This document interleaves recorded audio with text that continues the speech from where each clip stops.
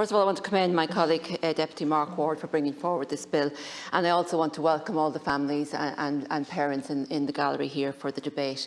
I come from the county of Cavan, which unfortunately has a very high suicide rate, and we've been one of the counties that has been the top 3 for having double the national average of suicides. Many of them, unfortunately, are adolescents, and adolescents who had engaged with CAMHS. And there were umpteen problems told to me by parents around around CAMHS and how the CAMHS teams work. First of all, parents are regularly waiting months from their child or their young person is referred to CAMHS for an initial appointment.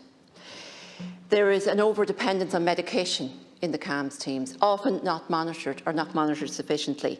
And use of alternatives such as counselling and play therapy don't seem to be taken into account. There's no out-of-hours service.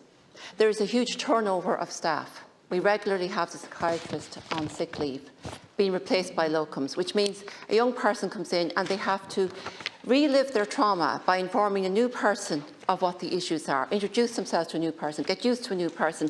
The next time they come back, it's somebody different, and they have to go through all this again. I have talked to many parents who have actually withdrawn their children from CAMHS because they felt that the interactions were so poor and often inappropriate that it was actually causing regression in their young person. Those families are in crisis. They've nowhere to turn.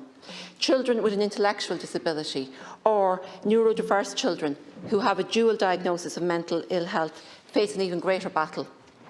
I mean, there's such poor collaboration between services. There's a lack of training for health and social care professionals.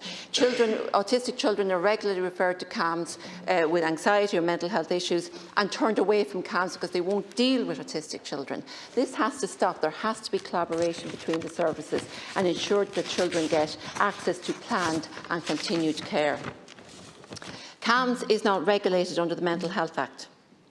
This bill will ensure that children's mental health services are regulated under the Mental Health Act. The Mental Health Commission can make recommendations on governance and clinical reforms in CAMHS, but they do not have the statutory authority to ensure that these recommendations will be implemented.